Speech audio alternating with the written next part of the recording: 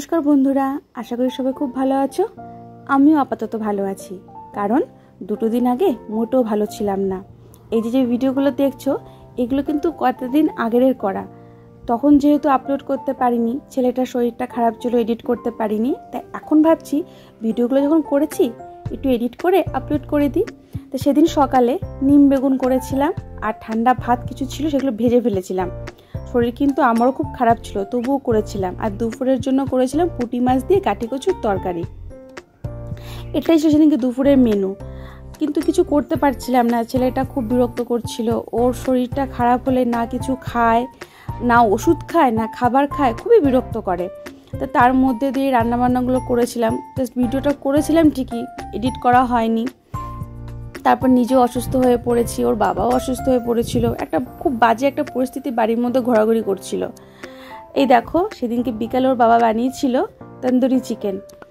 ছেলে কিছু খেতে পারছে না, কি খাবে বলছে তন্দুরি চিকেন খাবে, কিন্তু এক পিসও খাইনি, বিশ্বাস করো। শুধু বানানোই হয়েছে, কিন্তু আমরা খেয়েছি।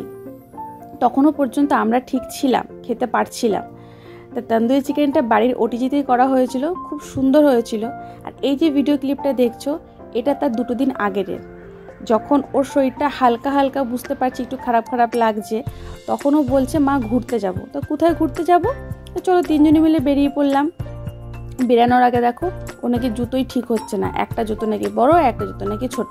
কে বোঝাবে ওকে যে জুতোটা ঠিক করে ও পরেনি? যাই হোক, তিনজনে মিলে বেরিয়ে পড়লাম। রাস্তায় যেতে যেতে আজকে একটা জিনিস দেখতে পাবে তোমরা, তোমাদের সবারও অনেকেরই হয়তো পছন্দ, আমার খুবই প্রিয় জিনিসটা। এই দেখো, এটা হচ্ছে ভুট্টা। কার কার ভালো লাগে অবশ্যই জানিও, আমার কিন্তু খুব প্রিয়।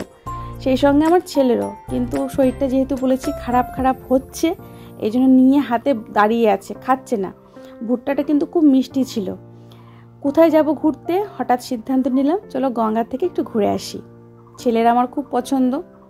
আর এত গরমের ভেতরে গঙ্গার পাড়ে কি একটু দাঁড়িয়ে থাকতে কার না ভালো লাগে। তা হঠাৎ করে ও বলল যে এসে যখন গেছি চলো একটু ওপার থেকে ঘুরে আসি। ছেলে যেহেতু এখনও এপার ওপার হয়নি, আমাদের সময় তো আমরা নৌকা পারাপার হতাম, এখন তো এই বড় বড় লঞ্চগুলো হয়েছে। লঞ্চে উঠেছি ঠিকই, কিন্তু কিচ্ছু বোঝা যাচ্ছিল না যে নৌকা পারাপার হচ্ছি বা কিছু বোঝাই যায় না। আর অন্ধকার হয়ে গেছে, কি ভিডিও করব। চারিটার দিক দেখো অন্ধকার, কিন্তু সন্ধ্যাবেলার অ্যাম্বিয়েন্সটা এত ভালো লাগছিল যে একটু তুলে ধরলাম। এই দেখো, ওপার থেকে এপার চলে এসেছি। এইটুকুই ছিল আমাদের ঘোরা, এপার থেকে ওপার, ওপার থেকে এপার। এপারে এসে আবার নতুন করে টিকিট কেটে চললাম ওপারে। ওরা সামনে সামনে যাচ্ছে, আমি পেছনে পেছনে রয়েছি। এখনও সেভাবে ভিডিও করতে পারি না, মানুষের সামনে ফোনটা বার করতে একটু ভয়ই লাগে, লজ্জাও করে যদি হাত থেকে পড়ে যায়। তো এই অবধি ভিডিওটা করেছিলাম, এগুলো এডিট করা হয়নি, আজকে এডিট করে ছাড়ছি।